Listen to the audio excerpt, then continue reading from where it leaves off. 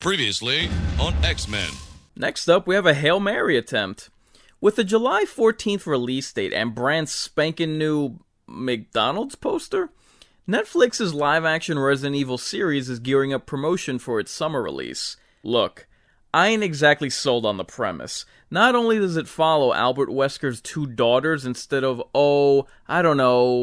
any of the established heroes, but it's split between the timelines of past and present.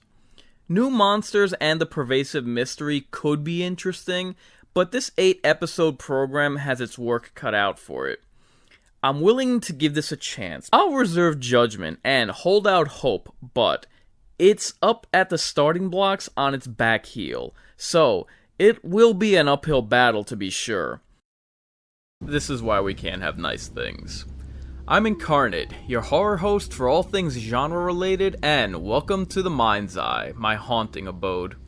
So, we were given word on Wednesday, May 11th, of the Resident Evil Netflix trailer to drop next day, Thursday, May 12th, which I greeted with indifference, which were validated afterward. So, today being Friday the 13th, I thought I'd chime in with my thoughts with a pilot episode of my own I like to call Gut Reaction. Think of this as a mix between Coroner's Report, horror news, and Cursed Impression TV feedback. Ironic, chirpy music, contrast between optimistic present and grim future, followed by quick-cut, indistinct action and horror to the tune of blaring soundtrack. That's what you expected, that's what you got from the recent Resident Evil Netflix YouTube trailer. YouTube channel Yellow Flash 2 talked about how this trailer got ratioed 7-3 in terms of downvotes in the tens of thousands.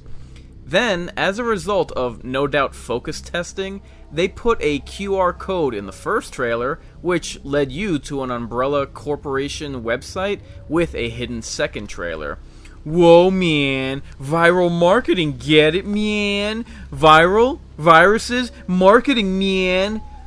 What would have been a clever twist is that if the second trailer was quote-unquote leaked footage of an Umbrella Corp informer gathering evidence of the experiments and viral strains the conglomerate was concealing from the public. Missed opportunity. This is all very thirsty and desperate. It has all the RE calling cards, labs, Umbrella logos, undead horde, dogs, liquors, and monsters, but that just feels like window dressing. As I stated on Twitter, this doesn't have the look, feel, or sound of Resident Evil. This is so lacking in any signature identity, they didn't even give it a subtitle. It's just Resident Evil Netflix. That's it.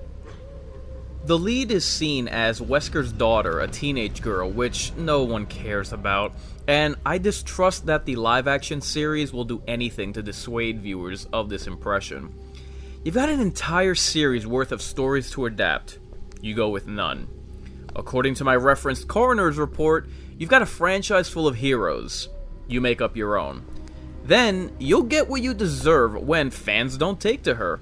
At best, this series will adapt the teenage version of Ethan Winters.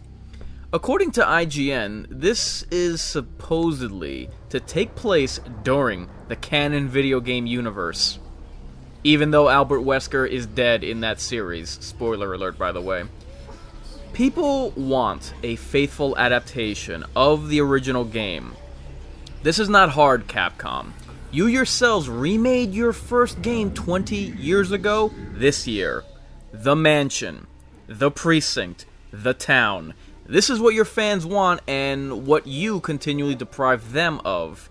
I imagine part of the reason why this is so frustrating for longtime followers of this franchise is because of how simple the fan demand is, and it's not just that gaming and movie studios get it wrong, but they get it backwards.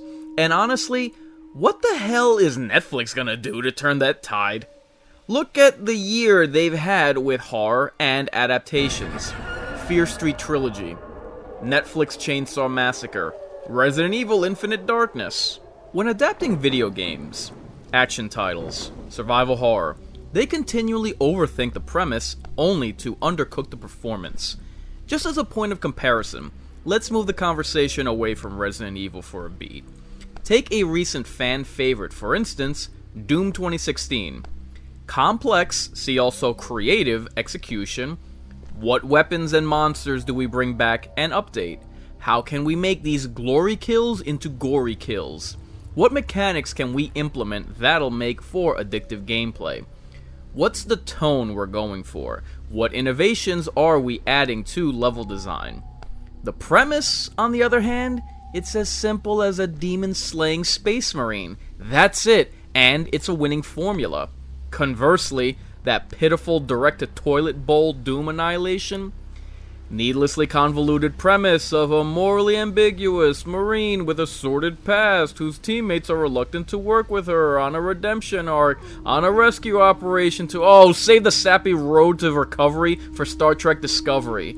And as far as the execution for this blatant bid for Universal Studios to retain the Doom film rights, yeah, it's about as bare bones and cheap as its title suggests. An apologist, please don't blame the budget. There's nothing in that movie that suggests that merely throwing money at it would have alleviated its shortcomings. I hope you see my point here. Stick with the simple concept, like the games did, and reserve all your creative muscle behind how to execute the story you're trying to tell. 1 decade after the last proper Silent Hill game, fans are still waiting on news of a new entry in that franchise. The only continuance of games like Alan Wake, Dead Space, and The House of the Dead are through remasters. Resident Evil never went away. In modern gaming, it enjoys sequels, 25-year anniversaries, spin-offs, remakes.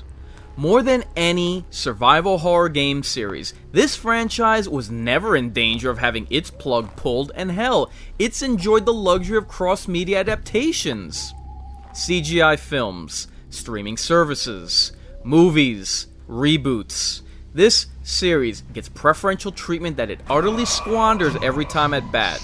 Do you even realize that while not only have comic book movies always celebrated multiple landmark films, Batman 89, X-Men 2, Spider-Man 2, The Dark Knight, The Avengers, Deadpool, Civil War, Logan, Endgame, The Snyder Cut, No Way Home, not only with the lone exception of the recent Sonic movies have video games been left out in the cold, but Resident Evil has now had 20 damn years and 12 damn attempts at adaptations and still can't get it right.